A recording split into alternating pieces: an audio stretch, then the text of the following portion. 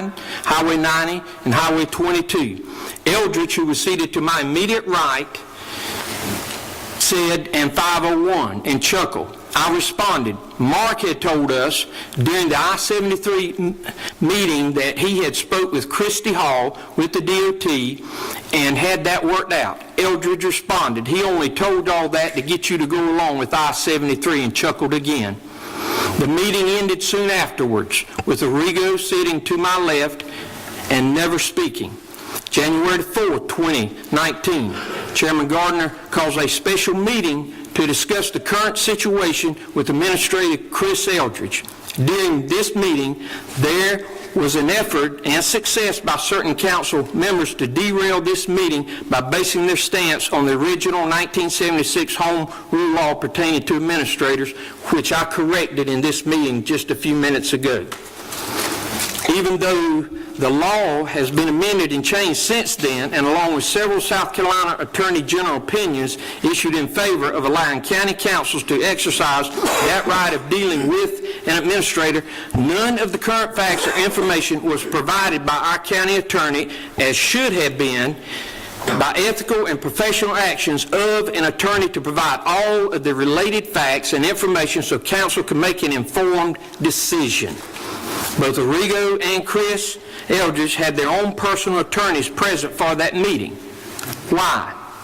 In that meeting, Arrigo was asked, who are you here representing, the administrator, the council, or the county? We never got a clear answer. My question is, how can any attorney represent two opposing sides? Week of January the 7th.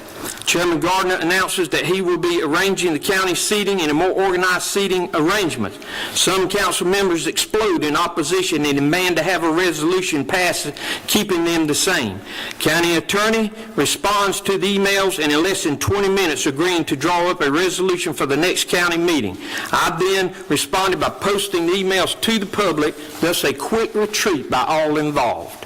February 1st, 2019, had a meeting with Steve Gosnell, Chris Eldridge, and Councilman Hardy to discuss the I-73 contract. In that meeting, I referred to what Eldridge had said in reference to Mark telling us that he had gotten 501 taken care of to get council to support I-73. Eldridge denied ever saying that in front of those present. Thursday evening, February the 28th, the completed SLED investigation is released by 15th Circuit Solicitor Jimmy Richardson, who in his letter of resolve is very clear that there never was any evidence of claims extortion by Chris Eldridge or Arrigo Karate. After 60 days of investigation, activity, interviews of all parties involved, and SLED running the tape through its forensic lab, the finding is no charges, nothing even questionable. All witnesses, testimony, and statements collaborated and were consistent with each other, including Mr. Fred Richardson and Mr. Neil Wilson, two of the most prominent, longtime gentleman leaders in Horry County. I have read that report and heard the tape.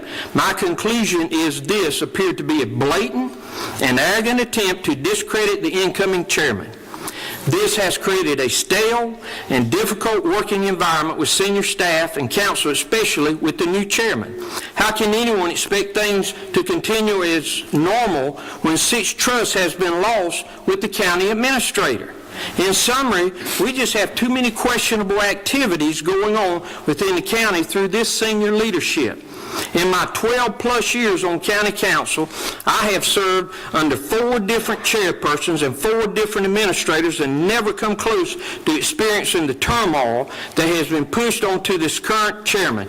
This has been a deliberate effort to discredit and disrupt this new incoming chairman and no effort to work for the betterment of Horry County. And I ask why. The citizens of Horry County have elected Chairman Gardner because they asked for change. We need to support that and create a positive working environment for him.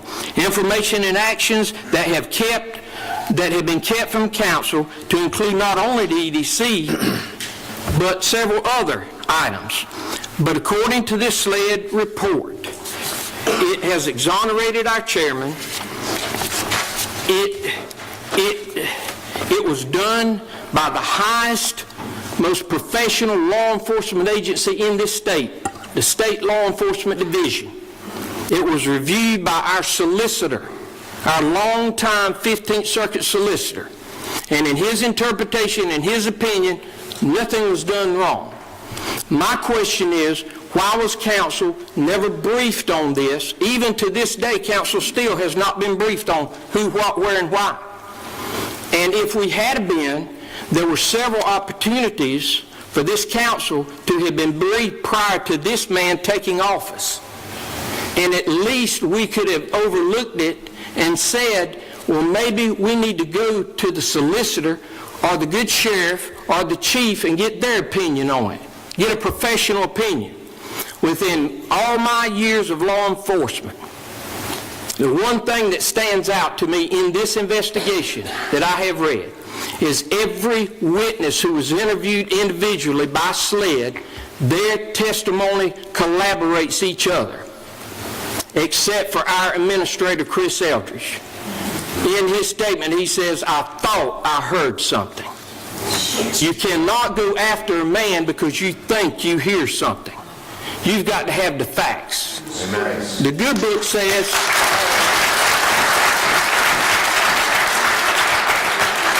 I appreciate your enthusiasm, but please let's keep order. The good book says, a house divided will not stand. And by your presence here today, you're showing that you're not satisfied with the senior leadership in this county. And you have elected us. The administrator is not the policeman of council. You are. That's right. Yes. And in turn, in order for this council to come together and move forward, this man was duly elected by the people, and he needs to be given an opportunity to have a chance to lead. He cannot trust the administrator now because that bond has been broken. And if our administrator was professional and really cared about this county, I would challenge him to offer up his resignation and